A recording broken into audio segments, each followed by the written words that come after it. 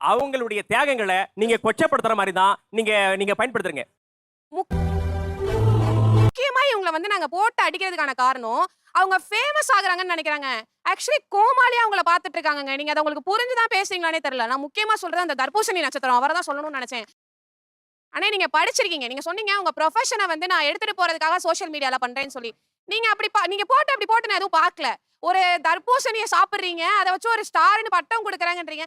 பட்டத்துக்கான அர்த்தமே இந்த இடத்துல சொல்லக்கூடாது. நான் அது எனக்கு சத்தியமா அது பிடிக்கவே. பாத்தீங்கன்னா சமூகம் ஒரு தவறான பாதைக்கு அழைச்சிட்டு போறது இந்த மாதிரி தவறான பிரபலங்கள் தான். அப்படி நாம் யாருக்கு என்ன தீங்கு செய்தோம், நமக்கு மட்டும் ஏன் இப்படி எல்லாம் நடக்கிறது குற்றச்சாட்டு சொல்றதுக்கு இந்த பக்கம் வந்து ஒரு கூட்டம் உட்கார்ந்திருக்காங்க. அது எப்படி நீங்க சோஷியல் மீடியா பிரபலங்கள் தவறானவர்கள், சோஷியல் மீடியா தவறான பிரபலங்களை உருவாக்குது என்பவர்கள் வெர்சஸ் சோஷியல் மீடியா பிரபலங்கள். அவனை மாட்டாடா பம்பர கட்ட மண்டையா பாடுறான் அப்படின்னு சொல்லி ஒரு மியூசிக் டைரக்டரே டைரக்டா வந்து என்ன வந்து அப்ரோச் பண்ணணும் அப்படின்றதே நான் விரும்புறேன் சார்.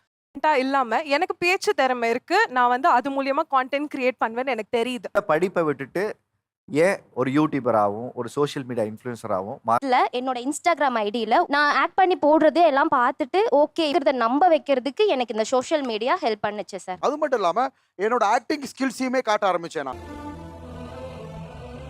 நான் ஸ்கூல்ல வந்து பெரிய ஆக்டர்னா டிராமா காம்படிஷன்ல இருந்து மோன் ஆக்டிங்ல இருந்து என்னோட டேலண்ட்டை காமிச்சு காலேஜ்லயும் பயங்கரமா இப்படி எல்லாம் சோதிக்கிறாங்க.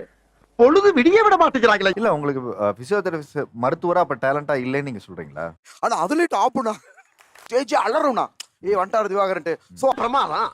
இது விட பெசலைட் ஒண்ணு இருக்கு, கூவுடா. நடிப்பு அரக்கன்.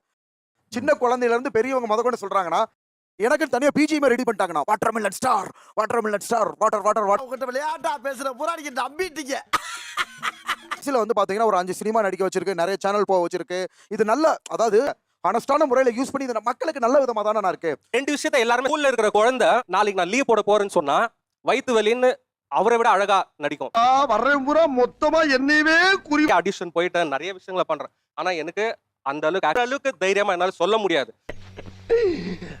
இருக்காரு என்னோட ஃப்ரெண்ட் வந்து அசிஸ்டன்ட் டைரக்டரா வந்து உட்கார்ந்தாரு. அவர் சும்மா கூட வந்தாரு. அவர் என்ன பண்ணாருன்னா ப்ரோ எனக்கு ஏதாச்சும் வாய்ப்பு இருந்தா கொடுங்கன்னு. ஆனா திவாகர் வந்து 5 படம் நடிச்சுன்னு சொல்றாரு. அவர் நடிச்சது அந்த பையனோட வாய்ப்பு தான். ஏன்னா அவன் அந்த கோமாளித்தனத்தை பண்ணல. இப்படி பண்றவங்கள தான் இன்ஸ்டாகிராம் இன்ஃப்ளூயன்ஸா சொல்லி முன்னாடி நிறுத்தாங்களே தவிர மத்த யாரையும் நிறுத்தல. நாம் யாருக்கு என்ன தீங்கு செய்தோம், நமக்கு மட்டும் ஏன் இப்படி எல்லாம் இந்த சோஷியல் மீடியா பிரபலங்கள் மூலமாக இந்த சமூகத்துக்கு சீர்கேடா நடக்குது, இவங்க எல்லாம் ஆபத்தானவர்கள் அப்படிங்கிற ஒரு கூக்குரல் இருக்குல்ல, எதனால நீங்க அப்படி சொல்றீங்க சொல்லுங்க. சகோதரர் திவாகர் வந்து நான் வந்து டாக்டர் படிச்சிருக்கிறேன் அப்படின்னு சொல்றாரு. எனக்கு ஆச்சரியமா இருக்கு. ஆனா அவர் வந்து பப்ளிக் பிளேஸ்ல குளிக்கிற ஒரு வீடியோ பதிவு செய்யறாரு. இதை பாக்குறவங்க என்னன்னா ஒரு டாக்டரா இருக்கிற கூட நம்ம வந்து ரோட்ல இருந்து குளிக்கலாமா அப்படின்னு அவரை பின்தொடர கல்லூரி மாணவர்கள் நாம வந்து படிக்க தேவையில்ல, படிக்காம இந்த மாதிரி வீடியோ போடலாம், கண்டென்ட் போடலாம், நமக்கு கிடைக்க வேண்டிய கல்விக்கு வந்து யாரோ போராடி இருக்காங்க. அவங்களுடைய தியாகங்களை நீங்க கொச்சப்படுத்துற மாதிரி தான் நீங்க பயன்படுத்துறீங்க. முக்கியமா இவங்களை வந்து நாங்க போட்டு அடிக்கிறதுக்கான காரணம் அவங்க ஃபேமஸ் ஆகுறாங்கன்னு நினைக்கிறாங்க. ஆக்சுவலி கோமாளியா அவங்கள பாத்துட்டு இருக்காங்க. நீங்க அதை உங்களுக்கு புரிஞ்சுதான் பேசுறீங்களானே தெரியல. நான் முக்கியமா சொல்றது அந்த தர்பூசணி நட்சத்திரம் அவரை தான் சொல்லணும்னு நினைச்சேன். ஆனா நீங்க படிச்சிருக்கீங்க. நீங்க சொன்னீங்க உங்க ப்ரொஃபஷனை வந்து நான் எடுத்துட்டு போறதுக்காக சோஷியல் மீடியால பண்றேன்னு சொல்லி. நீங்க நீங்க போட்டு நான் எதுவும் பார்க்கல. ஒரு தர்பூசணியை சாப்பிடுறீங்க, அதை வச்சு ஒரு ஸ்டார்னு பட்டம் கொடுக்குறாங்கன்றீங்க.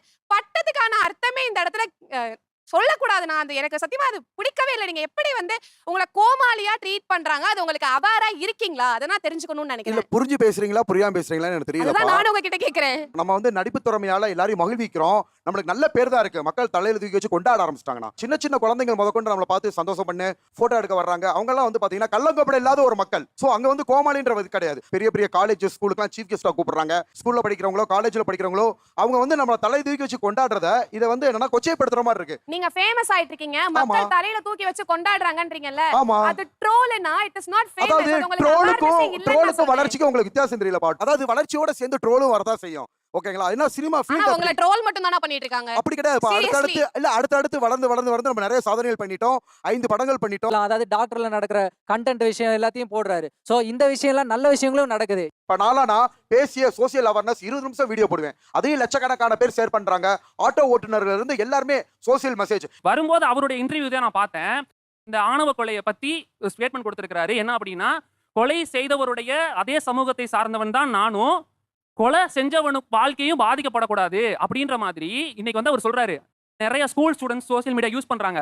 அப்ப அவங்கள மாதிரி ஆளுங்க வந்து இவருடைய இன்டர்வியூ எல்லாம் பார்க்கும்போது அந்த மாணவர்களுடைய மனநிலை வந்து எப்படி இருக்கும்? ஏன்னா இன்னைக்கு நம்ம வந்து ஜெனரேஷன் முன்னாடி போதா இல்ல பின்னாடி போதா தெரியல. ஆக்சுவலா அந்த நியூஸ் பத்தி தெரியாதுண்ணா.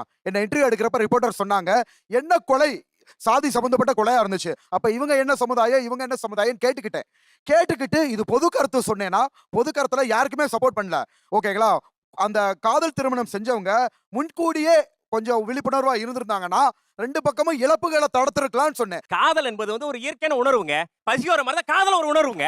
என்னுடைய சொந்த சமூகத்தை பார்த்தா நான் காதலிப்பேன், என்னுடைய மதத்தை பார்த்தா நான் ஜாதி காதலிப்பேன். படுகொலைக்கு நான் வந்து சப்போர்ட் பண்ணவே கிடையாது. நீங்க கருத்தை புரிஞ்சுக்கங்க.